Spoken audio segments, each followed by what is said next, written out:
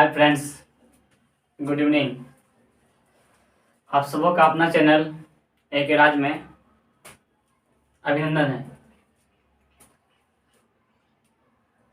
आप लोग कैसे हैं? आशा करते हैं कि आप ठीक ही होंगे जहाँ भी होंगे, और ऊपर वाले की कृपा से ठीक ही होनी चाहिए सब कुछ। तो हम लोग कल बात किए थे, लेक्चर नंबर 1 में बात किए थे कल, यानी कि मैथ लिखने का सही तरीका और मैथ कितने बड़े होते हैं, और कल उसका इंट्रोडक्शन हमारा है, ठीक है। यानी कि कल हम लोग क्या पढ़े थे, मैथ कैसे लिखा जाता है। देखिए मैथ ना ऐसे कहीं मत लिखिएगा, मैथ ऐसे नहीं लिखा जाता है। मैथ ऐसे कभी नहीं लिखा जाता है, तो लास्ट टाइम फुल स्टॉप दीजिए, नहीं तो ऐसे लिखिए मैथ्स, नहीं तो ऐसे लिखिए मैथमेटिक्स।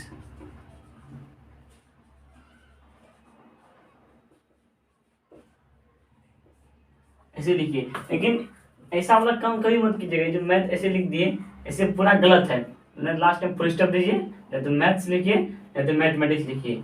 और हम लोग बात किए थे मैथमेटिक्स कौन सबसे बना है, मैथमा, जो आपका है मैथमा, यानी कि जो इसमें कौन कौन ग्रीक लेटर है, आपका म्यू है, थीटा है, ईटा है, म्यू है और अल्फा है, ठीक। और ये कितने प्रकार होते हैं, 2 प्रकार होते हैं। कौन कौन? एक प्योर मैथमेटिक्स और दूसरा अप्लाइड मैथमेटिक्स। हम लोग प्योर मैथमेटिक्स में थ्योरी पढ़ते हैं और अप्लाइड मैथमेटिक्स में फॉर्मूला पढ़ते हैं, ठीक। अब चलिए हम लोग, ये कल का था, आज फिर हम लोग लेक्चर नंबर 2 का बात करेंगे। जो लेक्चर नंबर 2 में हम लोग बात करेंगे कि 12th क्लास के सिलेबस के बारे में। या सब बच्चे से 12th क्लास तो पढ़ लेते हैं, उसे मालूम नहीं होता है क्या इसमें कितना यूनिट है, कितना चैप्टर है, कितना मैथ्स है। तो आज हम लोग इसी के बारे में बात करेंगे। चलिए आइए बात करते हैं हम लोग।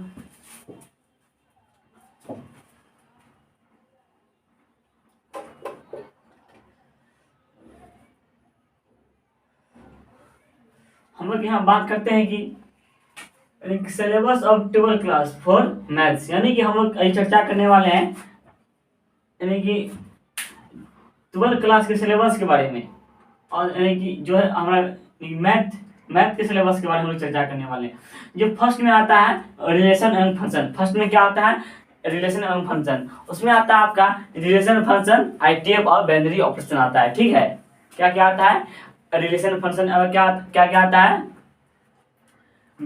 आपका रिलेशन फंक्शन में रिलेशन फंक्शन तो आएगा ही, ऊपर से आपका आईटीएफ भी आएगा। जो आईटीएफ का फुल फॉर्म होता है इनवर्स ट्रिग्नोमेट्रिक फंक्शन। इसका 3-4 नाम है। फिर उसका और एक नाम है anti inverse trigonometric function.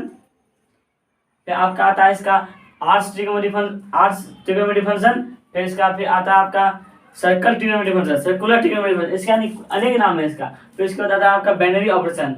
Relation function में 3 चीज आती है, रिलेशन फंक्शन और आईटीएफ और बाइनरी ऑपरेशन। फिर हम लोग आते हैं, फिर आपका क्या अलजेब्रा फिर आते हैं दूसरा में। फिर तीसरा में आपका कैलकुलस, जो बहुत ही महत्वपूर्ण है 12 के लिए, जो 44 नंबर का आता है 12 में, जो लगभग आपका 50% है। फिर आपका आता है वेक्टर तो आप लोग पढ़े होंगे, आप लोग वेक्टर 11 क्लास के फिजिक्स में पढ़े होंगे वेक्टर। फिर आपका आता है 3D कोऑर्डिनेट ज्योमेट्री। आपका 5वां में क्या आता है, 3D कोऑर्डिनेट ज्योमेट्री। फिर 6वां आता है प्रोबेबिलिटी। फिर 7वां आता है आपका क्या, एलपीपी। क्या आता है, एलपीपी। चलिए हम लोग यह बात करते हैं कि आप सबों को मालूम नहीं होगा क्या 12th क्लास में कितने यूनिट होते हैं और कितने चैप्टर होते हैं, कितने मैथ्स होते हैं। चलिए हम लोग बात करते हैं यानी कि रिलेशन फंक्शन जो है ना, रिलेशन फंक्शन ये पहला यूनिट में आता है। किसमें, पहला यूनिट में रिलेशन फंक्शन पहला यूनिट आता है। जो आपका रिलेशन फंक्शन में क्या क्या आता है, रिलेशन फंक्शन, आईटीएफ और क्या आता है, बाइनरी ऑपरेशन। फिर दूसरा क्या है, अलजेब्रा, ठीक। क्या है दूसरा, अलजेब्रा। ये आपका दूसरा यूनिट है। ये आपका यूनिट फर्स्ट हो गया, आपका ये यूनिट दूसरा आ गया। फिर ये कैलकुलस है, ये यूनिट तीसरा में आता है। आपका ये दोनों मिलके वेक्टर और 3D कोऑर्डिनेट ज्योमेट्री मिलके क्या, वेक्टर और 3D कोऑर्डिनेट ज्योमेट्री मिलके यूनिट 4 होता है, ठीक है। यूनिट कितना होता है, दोनों मिलके एक यूनिट का निर्माण करता है। तो आपका प्रोबेबिलिटी आपका यूनिट 5 हो गया, ठीक। आपका एलपीपी यूनिट 6 हो गया, ठीक। यानी कि हम इससे यह सीखे कि 12 क्लास के मैथ सीरीज में कितने यूनिट होते हैं। और यानी कि आपका मैथ्स होते हैं 7, मैथ्स कितने होते हैं 7। यानी आपका पहला हो गया रिलेशन फंक्शन, फिर दूसरा हो गया अलजेब्रा, तीसरा हो गया कैलकुलस, चौथा हो गया वेक्टर, पांचवा हो गया 3D कोऑर्डिनेट, और छठा हो गया प्रोबेबिलिटी, और सातवां हो गया एलपीपी। जो यानी कि हमारा मैथ्स है, साथ हमारा मैथ्स है। और यानी कि यूनिट 6 यूनिट होते हैं। कितने यूनिट होते हैं 6। जो यानी कि रिलेशन फंक्शन पहला यूनिट है, रिलेशन फंक्शन पहला यूनिट है, ठीक है।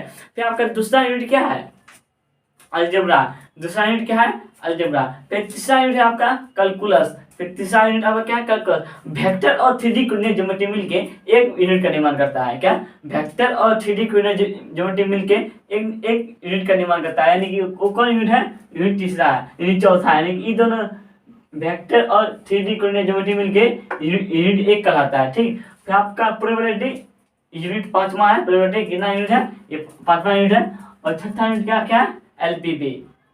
अगर हम हमें कोई पूछ दे क्या 12 क्लास में कितने, 12 क्लास के मैथ विषय में कितने यानी कि यूनिट होते हैं, आपको क्या बोलना है, 6 यूनिट होते हैं। और पूछ दिए कितने मैथ्स होते हैं, आपको क्या बोलना पड़ेगा, 7 मैथ्स होते हैं। यूनिट होते हैं 6 और मैथ्स होते हैं 7। जो पहला है आपका रिलेशन फंक्शन, रिलेशन फंक्शन में आपका आएगा रिलेशन फंक्शन आईटीएफ, और आपका क्या आएगा, बाइनरी ऑपरेशन। फिर दूसरा आपका अलजेब्रा, दूसरा क्या है, अलजेब्रा। फिर तीसरा क्या है आपका, क्या है, कैलकुलस, जो बहुत ही महत्वपूर्ण विषय है, बहुत ही महत्वपूर्ण चैप्टर है कैलकुलस, जो 12 के लिए, जो यानी कि 50% 44 अंक के पूछे जाते हैं बिहार बोर्ड, किसमें, बिहार बोर्ड यानी कि बिहार बोर्ड में। फिर आपका चौथा आता है आपका वेक्टर। फिर पांचवा आता है 3D coordinate, 3D coordinate geometry. चौथा में क्या है, वेक्टर, और पांचवा क्या है, 3D कोऑर्डिनेट ज्योमेट्री। लेकिन वेक्टर और 3D कोऑर्डिनेट मिलके ना एक यूनिट कहलाता है, दोनों मिलके एक यूनिट बनता है, ठीक है। वेक्टर और 3D कोऑर्डिनेट ज्योमेट्री मिलके एक यूनिट बनता है। फिर आपका छठा आता है प्रोबेबिलिटी, जो यूनिट 5वां होता है प्रोबेबिलिटी, ठीक है। प्रोबेबिलिटी यूनिट 5वां होता है। फिर एलपीपी जो मैथ 7 है वो आता है आपका छठा यूनिट, ठीक है। तो यानी कि अगर हमको कोई पूछे कि 12 क्लास में कितने यूनिट होते हैं मैथ विषय में, आपको क्या बोलना है, 6। और पूछेंगे मैथ्स कितने होते हैं, 7, ठीक। और इतना ही, thank you so much, bye bye.